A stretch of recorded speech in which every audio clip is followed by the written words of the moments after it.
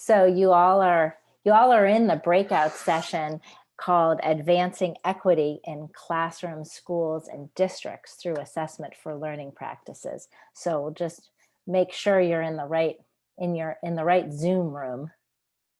And if not, I assume you know sort of how to fix that for yourselves.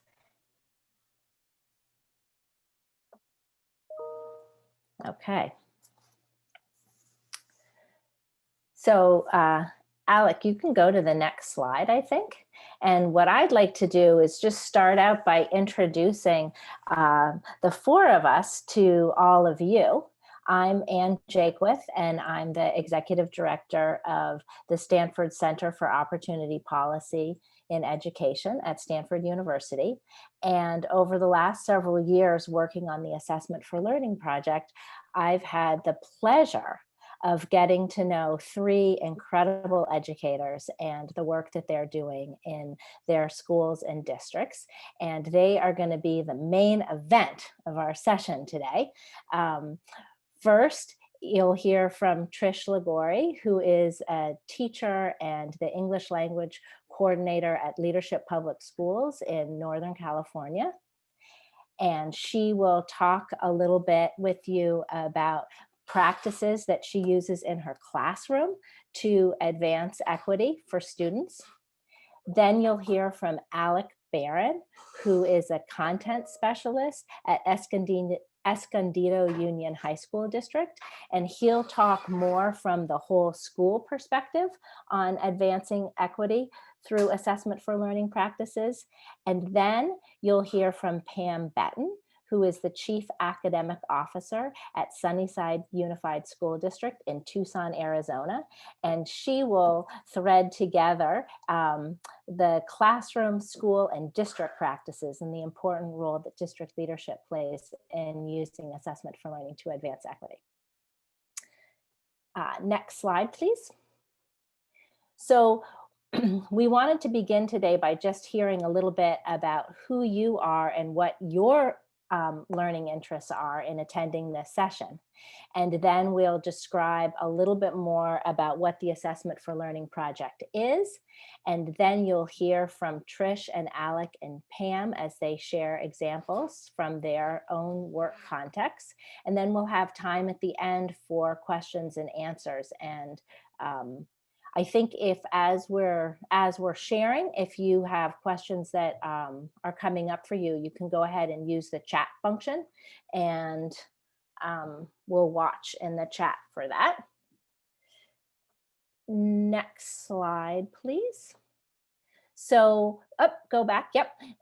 So what we'd like to ask you to do is, using the chat, if you can give us your name and your role, and then answer either or both of the following two questions. What drew you to this session, and what do you hope to learn?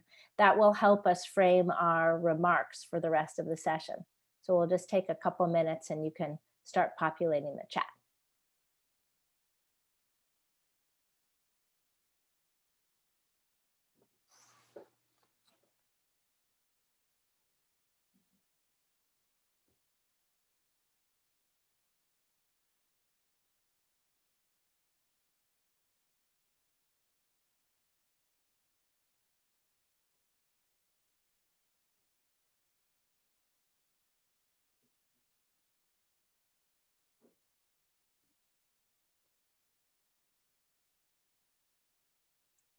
Thank you very much, Eleanor.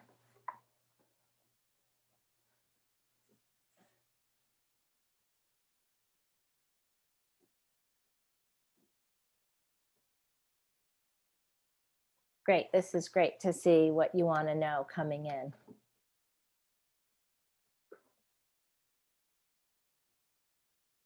So there's an interest in practical strategies for the classroom.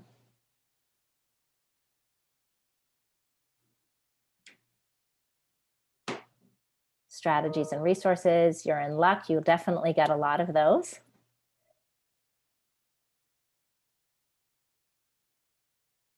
Concrete examples.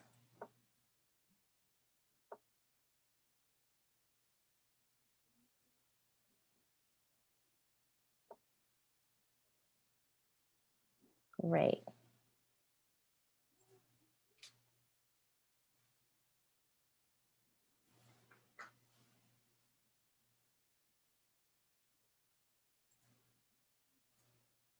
Terrific. Okay, I think folks have had a chance to read those as they're coming in. If there's other things that occur to you, this is terrific. I think all of the interest in practical and concrete strategies for working with students, you'll definitely hear some of those. And why don't we continue on? So how about the next slide? All right.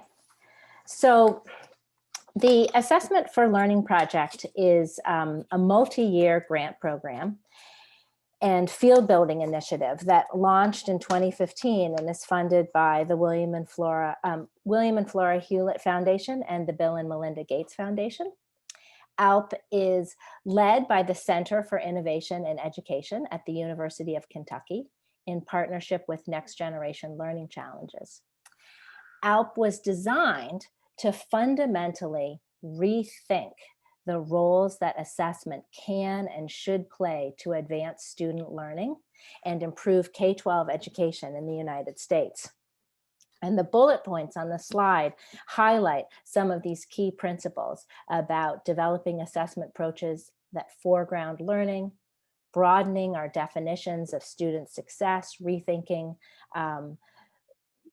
what student competence is and looks like, promoting agency for both students and teachers, supporting authentic demonstrations of learning, and ultimately the need to advance systems change. An animating idea of the Assessment for Learning project is that it is not possible to achieve excellence without equity. And therefore, assessment practices must simultaneously become levers for improving individual students' opportunities and capacities to learn, and for achieving more educational outcomes. So let's look at the next slide. We wanted to share with you a definition of equity that the Assessment for Learning project uses, which is taken from the National Equity Project. And it's important, I think, to define equity and specify what we actually mean by equity as we work to advance it in our classrooms, schools, and districts. So, reading from the slide, educational equity means that each child receives what he or she needs to develop to his or her full academic and social potential. So working towards equity involves ensuring high outcomes for all students, removing the predictability of successes or failures that currently correlate with any social or cultural factor, interrupting inequitable practices, examining our biases, and making sure that we're creating inclusive multicultural environments for children and for adults. And then finally, discovering and cultivating the unique gifts, talents, and interests that every single human possesses. So with that, let me turn it over to my colleague, Alec, who is going to lead us through an interactive activity that takes a look at some of the Assessment for Learning principles. Alec? Thank you, Anne. I'm really excited about this. So what we're going to first do is we're going to jump to this whiteboard, which is going to be populated with these Assessment for Learning principles that came from our learning in all of our different projects. And what I'm going to do is put the link for the shared whiteboard within the chat, so that way everyone has access to it. So that's going to come into the chat right now. And if you click on that link, what it'll send you to is this giant whiteboard. And it would be ideal if you look at this whiteboard through your screen as opposed to mine. And then what you'll see at the top is the prompt for our interactive activity, which is that each of these boxes that you see when you come to this whiteboard are highlighting the Assessment for Learning principles. And now more than ever, particularly in my work and the work that I do with my colleagues, we think very much about these principles in terms of how to support the new distance learning context we're supporting during this time. So one of the things we'd love for you to do is you can zoom in, and if you're on a trackpad, you can pinch in and out with your fingers, or it's located in the bottom right, and there is a plus and minus for zooming in as well. And then on the left, you'll see that there are sticky notes that you can then click on and then drag out, and you can begin typing your idea about what resonates most with you in your current context and why that assessment for learning principle resonates with you. So we were going to give 5 minutes for you to read through, and as soon as one jumps out to you, go ahead and start typing. How does that principle resonate with you in our current learning context? And if you have questions, I can support those questions in the chat.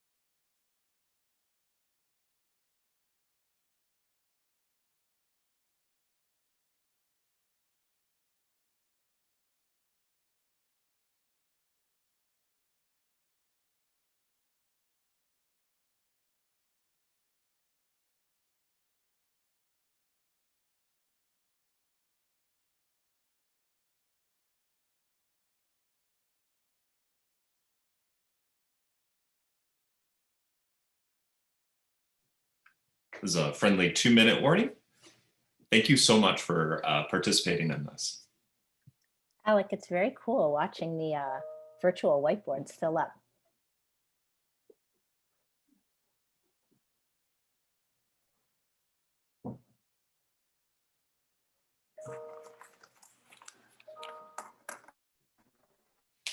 You can imagine how excited I am using this as a tool to support rough draft thinking for explanatory models in science.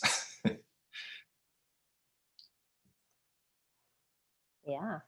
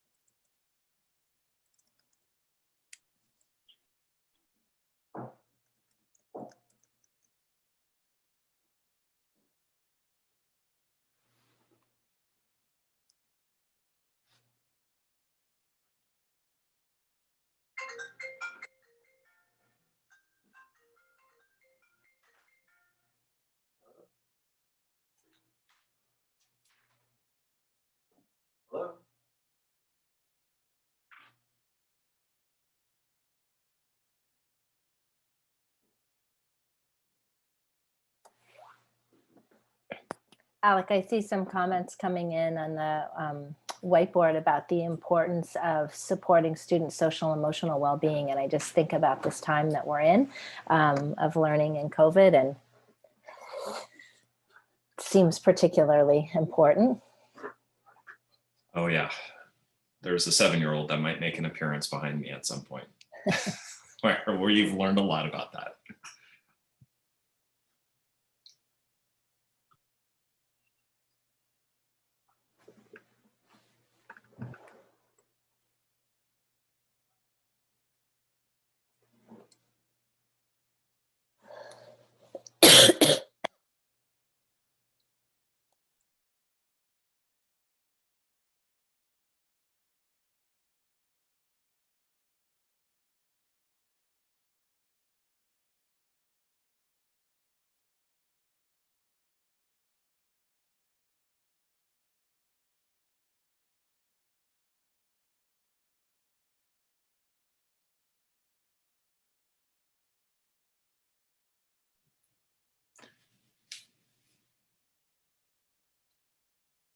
So obviously my 2 minutes was extended because we're loving what we're seeing here.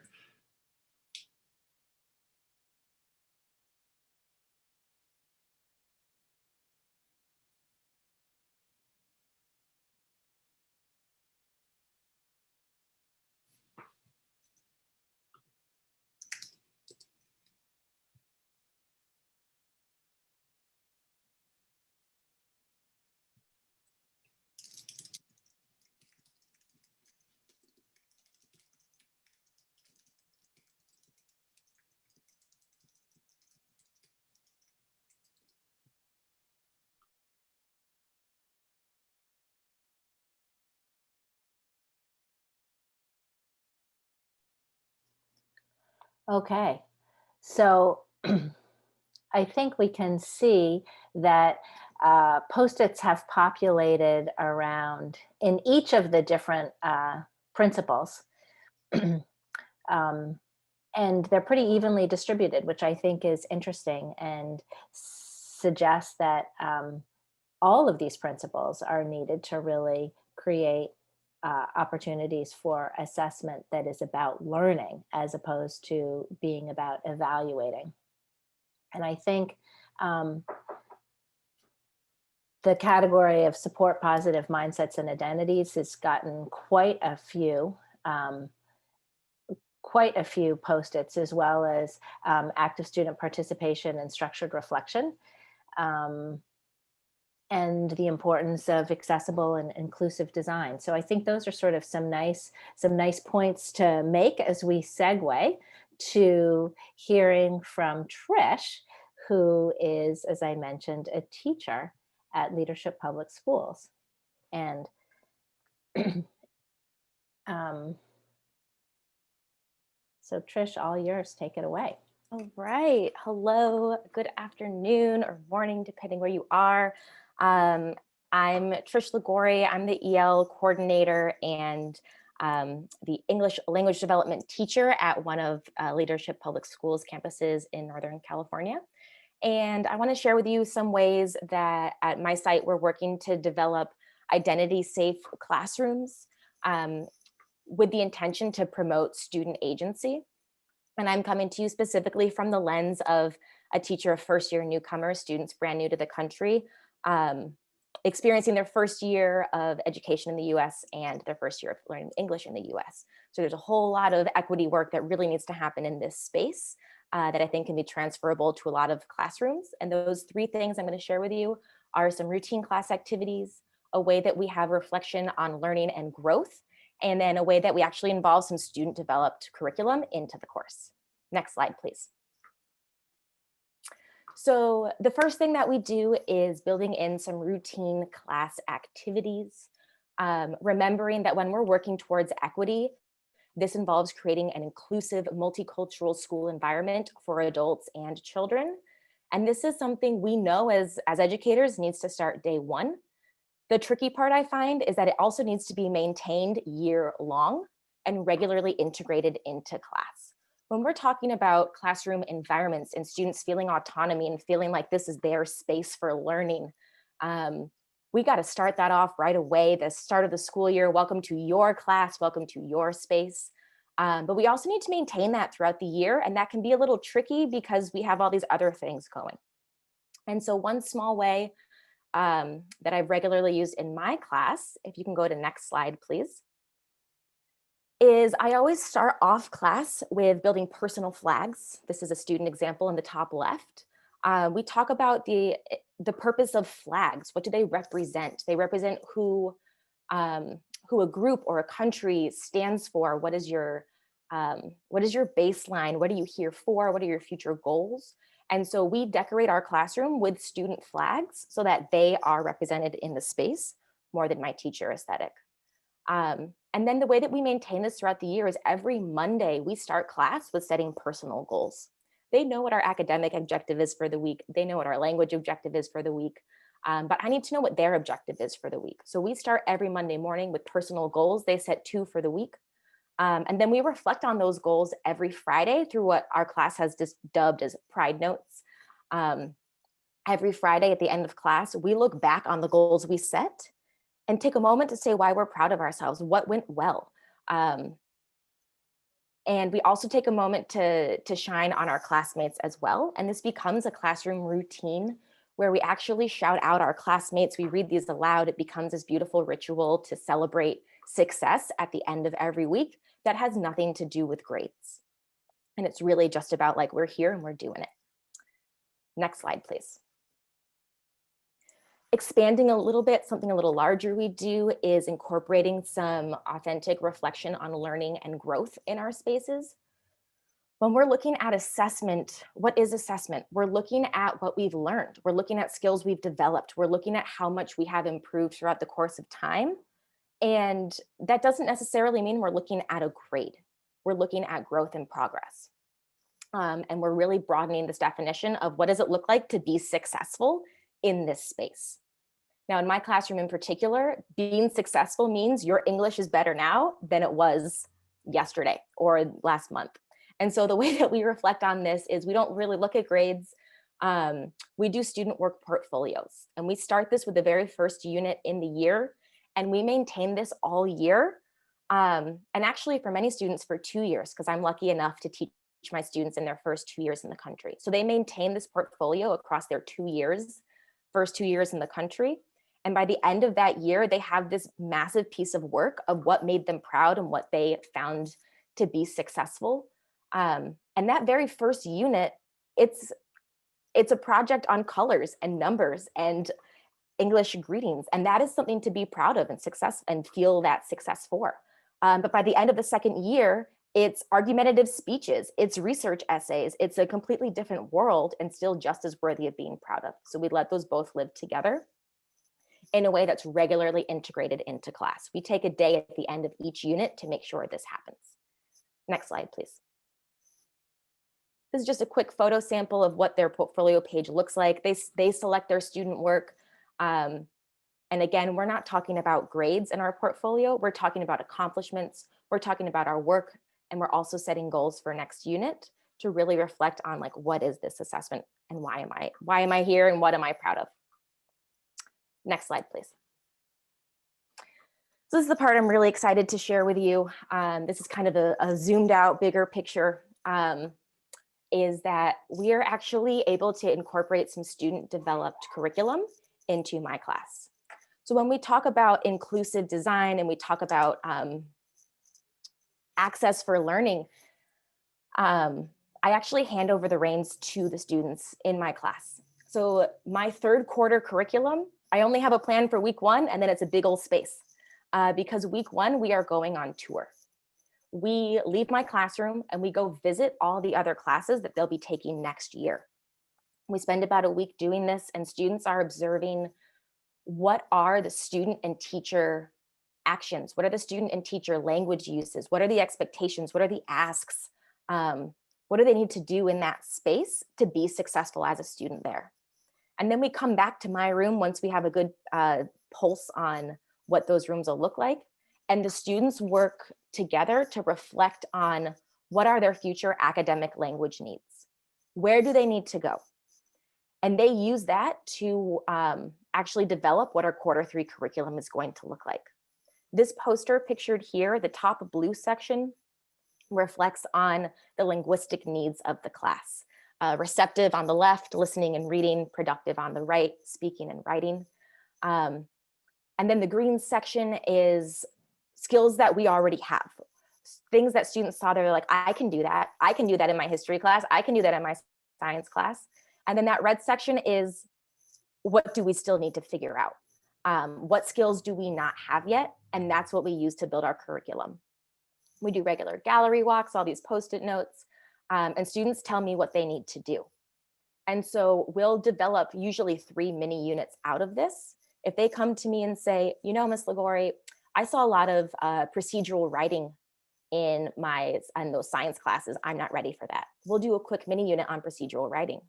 If they're looking at me saying, you know, I feel good about the past tense for my history class, but I saw a lot of student-to-student interaction and I don't feel comfortable talking to my peers in English, we'll do a review on some interpersonal English speaking and really get that confidence up. So I really let it be student directed, because after all, this is their class. And at the end of the day, I still know what the English language, oh my gosh, I'm blanking. I know what our objectives are. I know what our goals are by the end of the year, and we're still going to make those. And I can still incorporate into our lessons how we're going to get there and how I'm going to help them achieve that next level of English, but we're going to do it in a way that feels most authentic and important to them. Next slide, please. Something I want to point out is that when we're talking about equity, we're also talking about access for all students. I know in this time of virtual school and distance learning, everything is technology, but you'll notice these 3 things that I shared are all paper-based. You'll notice that students often were writing in their heritage language, not in English, because what was important was the quality of reflection and the quality of purpose that were coming out of these assignments. What was important was not their ability to navigate a computer.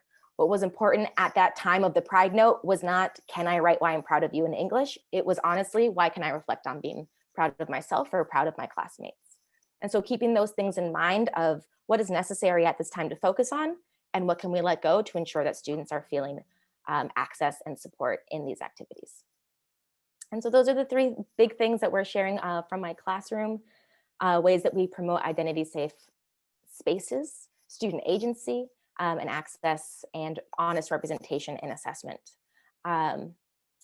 Routine class activities are something small that can be done every day, weekly goals, weekly Pride Notes. You could grow it a little bit to have some reflection on learning and growth, something kind of medium size, doing a student portfolio at the end of each unit. Or you could zoom it out even larger and let your students develop their own curriculum and let them really take control of the class. And in my space, that was giving Q3 to them to do with what they felt was most important. So that is my piece. Thank you for hearing it. I hope it was helpful. I'm seeing one quick comment in the chat. Pride Notes, a quick recap is on Fridays. We just had these little slips of paper and students write one that says, I'm proud of myself because, and then they have one, I'm proud of blank because, and they take a moment to look back on their own goals they set on Monday and say, oh my gosh, I said I was going to ask more questions in English and I did. I'm so proud of myself. And they honor themselves on what they did. Maybe they noticed that their friend had been super shy last week, but was a little less shy this week. And so they're going to write, you know what, Jimena, I'm super proud of you. You spoke up and did something. Or, oh my gosh, you showed up on time to class. You've never done that before, or whatever it is, just a moment to celebrate our successes that have nothing to do with our grades and nothing to do with that other schooly stuff, just authentic ways that we can feel proud of ourselves. Thank you for giving me your time. And I'm going to pass it over to my colleague, Alec, who can tell you about this perspective from a student leadership, school leadership perspective. Thank you. Awesome. Thank you so much, Trish. So again, my name is Alec Barron, and I am a science content specialist in Escondido Union High School District. And Escondido is a city in North San Diego County, And I was one of the founding teachers at this school, Del Lago Academy, in 2013. And we opened to prepare future scholars, innovators, and world citizens with, and what we had 3 core design principles, which we called our 3 integrations. One being our focus on curriculum that is integrated between school to career, and then also a focus on our learners being active agents in the world around them as scholars.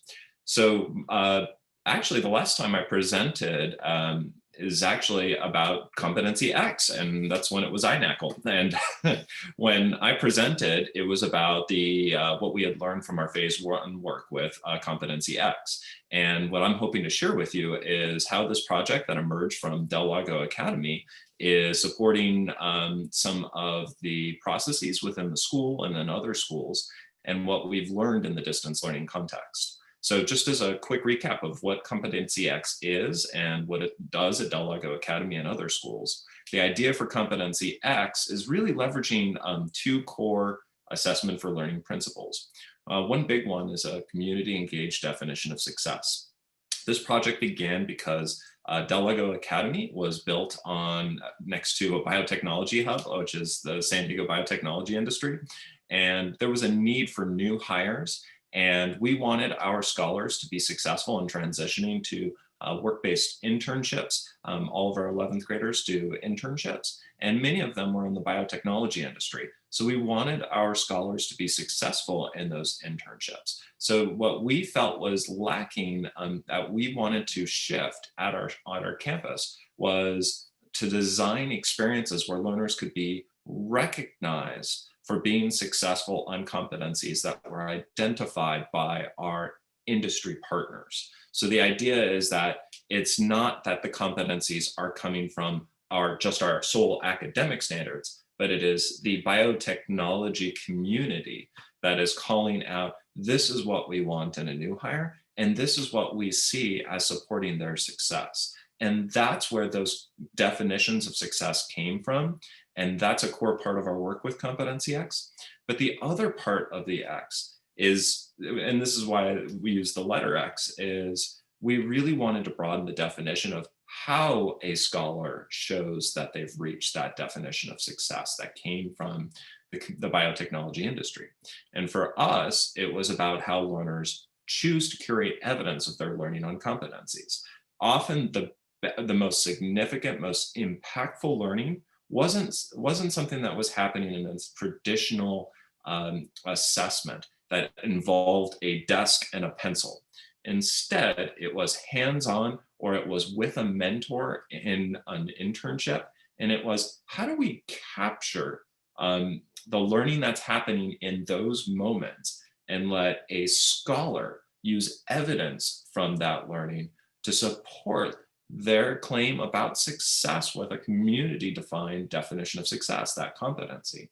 So our project is really about our scholars building that story of learning through artifacts that they collect in their experiences, both in school and out of school.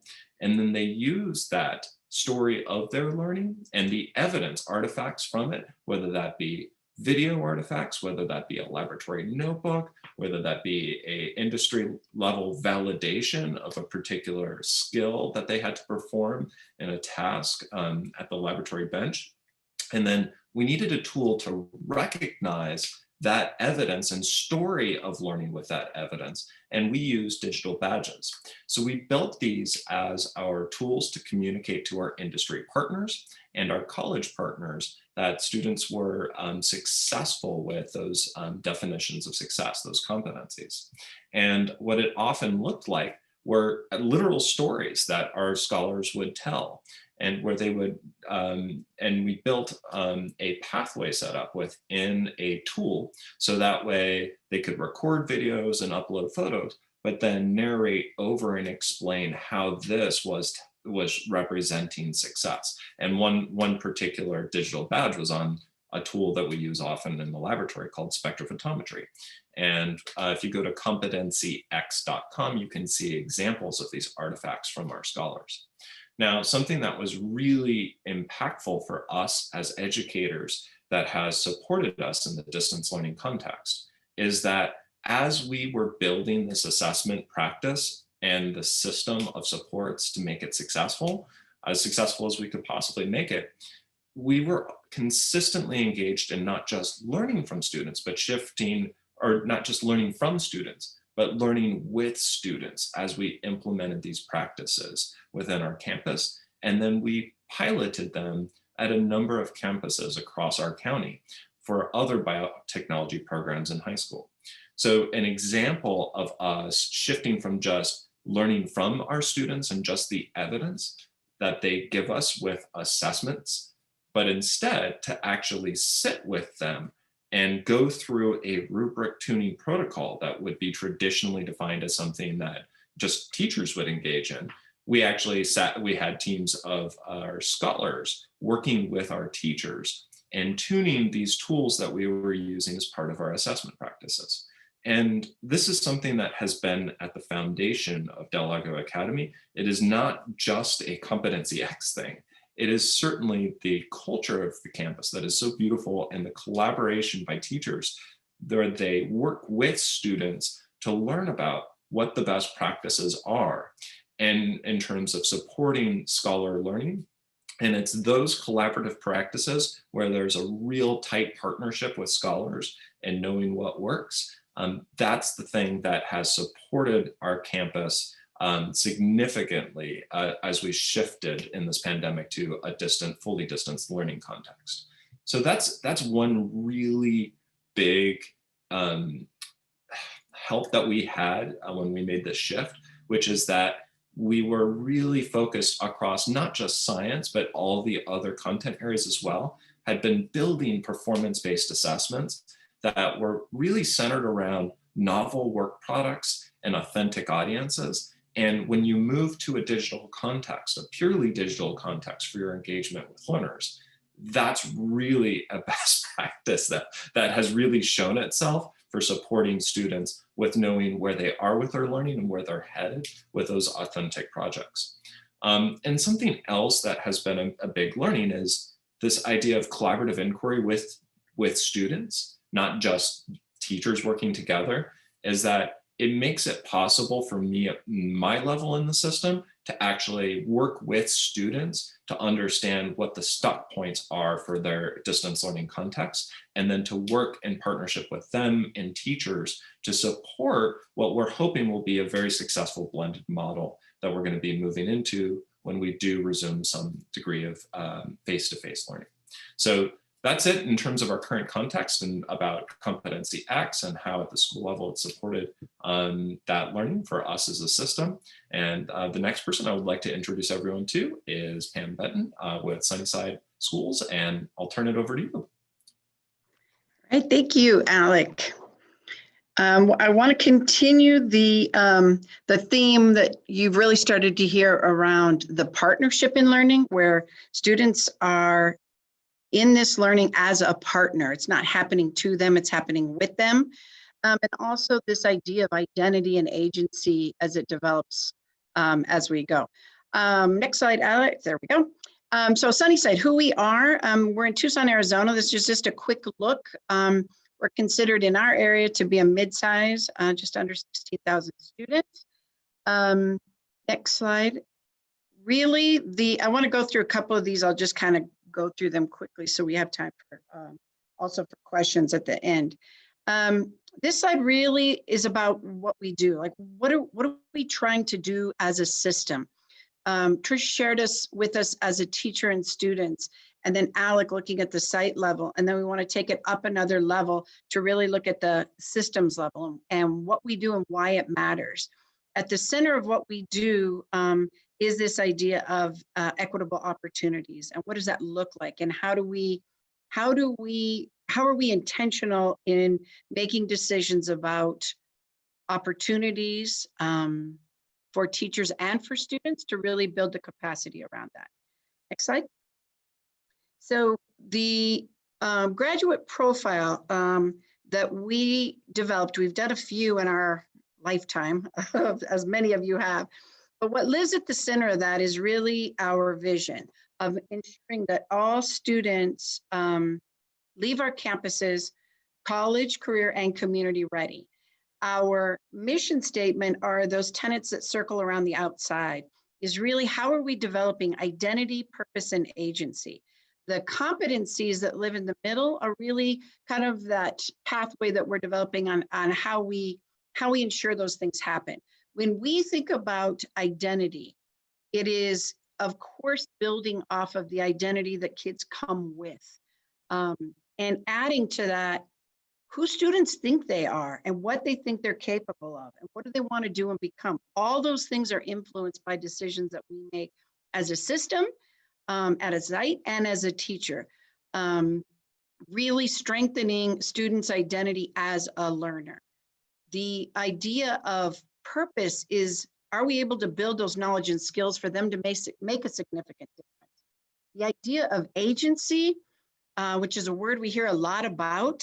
Agency, for us, is really not just the capacity, not just the learning behaviors, not just the skill sets that are required for agency, but also the propensity to take purposeful action, to really grow all three of those in what we do. And so next slide, Alec. One of the ways that we've done this as a system is to develop a coherence framework, to really keep focused on the work, especially important. We worked on this coherence framework a few years ago, but it has kept us together during these crazy pandemic times that we're in.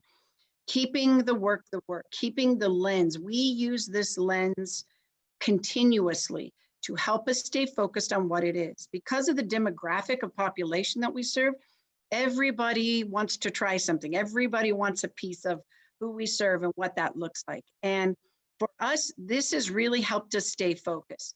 The kind of the theoretical constructs that live around that, that edge of formative assessment, deeper learning, and cultural responsible pedagogy help guide what we do from a curriculum and instruction place and from a professional learning place. The theory of change is really us thinking about collective expertise in clinical practice and how do we develop a deep understanding of how learning happens based on that evidence. What does that look like? What lives in the middle of this in the instructional core is the interaction of the student, the teacher, and the presence of content. A lot of Elmore's work lives there as we talk about how do we get to student agency. So next slide, Alec. The way we take that lens then and move it down to another level is what are our strategies? What are the key strategies that you're going to see? What I'm hoping that you're beginning to see thread through all of these documents are these aren't posters for our wall. These actually are lenses and guide rails, if you will, that help us make decisions that are coherent and consistent, and they are in service of really and truly focusing on equity for our learners. When you're looking at these, for a few minutes, I want to just step out and take a look at the formative assessment one. And so, Alec, on the next slide, you see a graphic that we use a lot. We've worked with WestEd, our partners with WestEd, a lot on really building out what formative assessment looks like and how it's interwoven with these constructs. For us, formative assessment is it's not the exit ticket. It's not the ticket out the door. It is really and truly a process. It's a process of noticing, of sense making and responding, both by the student and the teacher. Its focus is to enhance that learning during the learning. This isn't just a Friday quiz and then we're going to change instruction on Monday. This is a deliberate, intentional, focused strategy to say, how am I analyzing evidence in real time? And you heard both of my colleagues mention, it's not all about pencil and paper. It's not all about testing.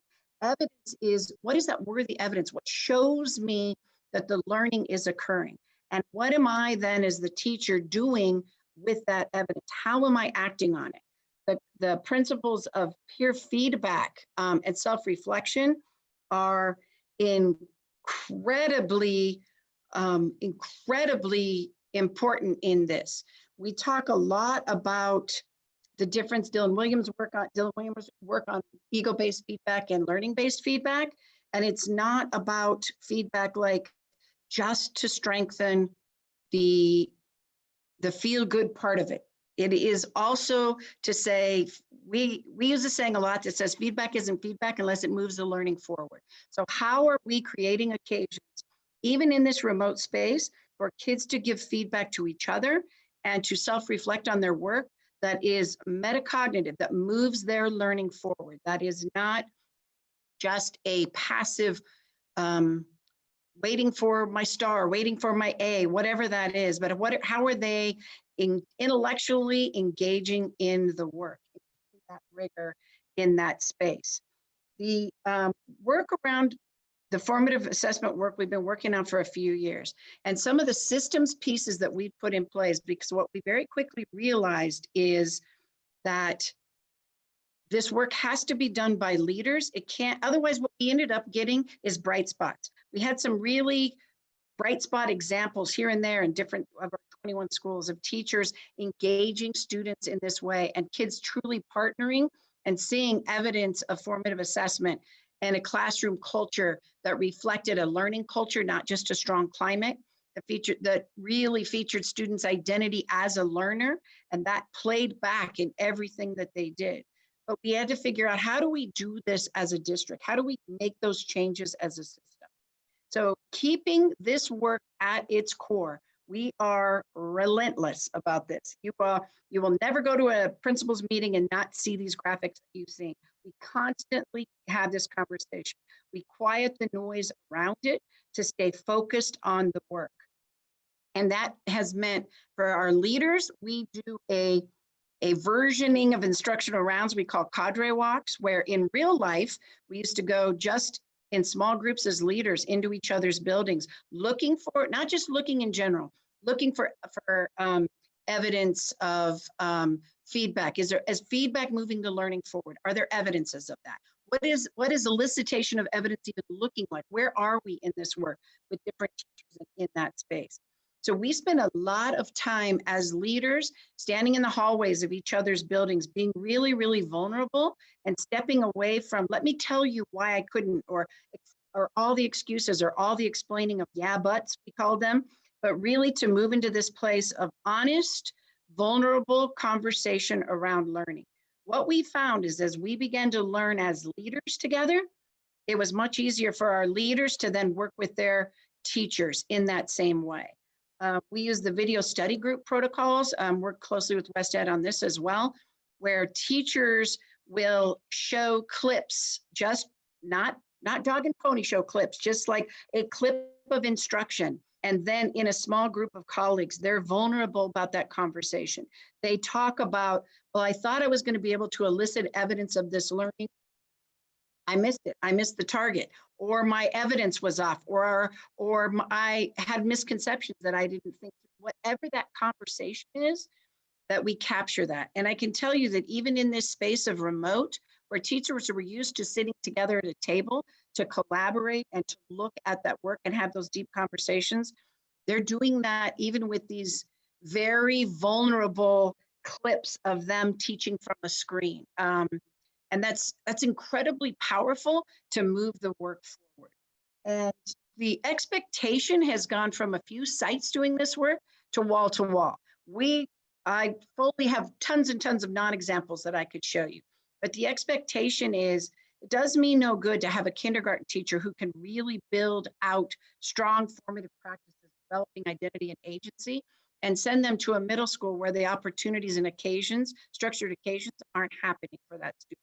To high school the same. So our work is really to create a wall-to-wall expectation on that. And next slide, Alec. So really in this space, what are we learning? We're learning a lot about taking advantage of this crazy small window of time where everything is on its head, and for us to make changes that are deeply ingrained in systems for hundreds of years that we can actually do and have impact on. The leadership conditions matter. We're focusing a lot right now because we see everyone remotely, although our kids are in both a hybrid and a remote setting. We have both. But being incredibly intentional about cultivating learning. Cultivating that learning culture is huge right now. It's very easy to get lost in the mitigation details that are so, so important right now. But we are really being intentional about saying, yes, we're doing all that, and pause for this hour, pause for this 90 minutes. We did this on Thursday, 90 minutes. We're going to talk about learning. We're going to talk about evidence. We're going to talk about the formative work. We're talking about where we are in this space, and we hold to that. And what we're finding is principals are saying to us, oh yeah, that's important too. Teachers are saying that's important too. So this idea of continuing it and really paying attention to leadership conditions makes a difference for teachers in that next piece of really mirroring that formative assessment process. Inquiry, reflection, feedback. That moves our learning forward as leaders. We need to create those opportunities for teachers, because if we want teachers to do that work with their kids, they have to experience that work. We have to develop teacher identity, teacher agency. What is that intellectual rigor? How are we leaning in during these times and not pulling back? Vulnerability, mutual trust, and intellectual rigor, it cannot be done without that. And we cannot get to this place of really addressing these issues of equity in learning unless we truly lean in. And we have to support each other in this, and we have to remind ourselves constantly of our why. And the why we do what we do is for our kids. And so we just really, as a group, taking a look through the levels of how agency, identity, purpose, evidence, engagement, all of those things play from the teacher level to the school level to the site level. Just hope you have an opportunity to experience some of those things and to take some of those thoughts out with you as you go. And I know we have a few minutes that are left. And so Anne will open chat, I think it's the chat box as well. And Anne, Yeah. back to you. So if you have any questions that were prompted for you from listening to Trish and Alec and Pam, why don't you put them into the chat, or you can just unmute yourself and ask them, whichever way works for you.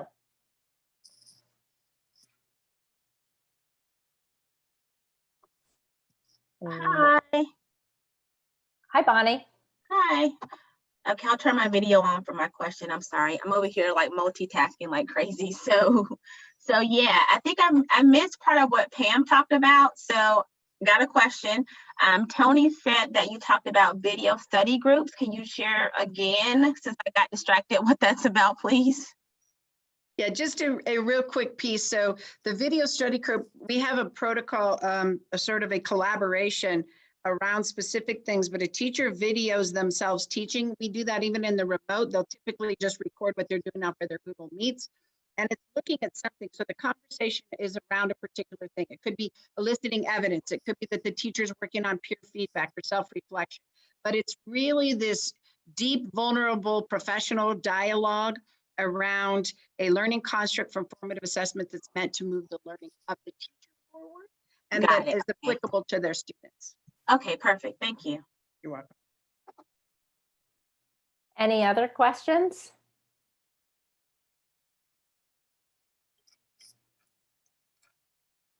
Oh, let's see. There's a couple. Yeah, go ahead, Alec. I see questions about the rubric tuning protocol. If there's a way for us with our follow-up, I can include those, definitely. That'd be great. And just on the, I saw the other one about teachers videoing themselves. It's both. It is both the screen, the students and the teacher. Because we're using them internally, that it does not create any data sharing issues for us. And it's the same as when we were doing it live. They were recording their students as well. Yes, and my email is also on here, and I can share the how we created the Coherence Framework. It is a gradual work over time, but happy to share that.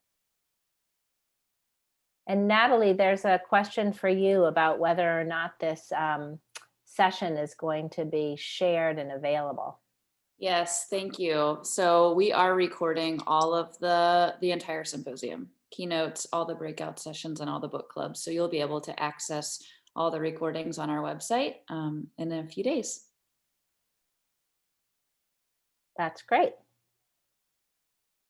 Well, I'll let Alec flip to the survey on this session that I think Natalie and her colleagues will, that's our contact information. But the next slide would like, oh, she just put it in the link, actually, Natalie did. That would be wonderful if you would provide your feedback for them. And perhaps Alec and Pam and I can stick around for a few extra minutes. I'm not sure about Trish. I think she's got students waiting for her in case there's an extra question or two. I know we started a few minutes late. And if you have an extra question, put it in the chat or speak up.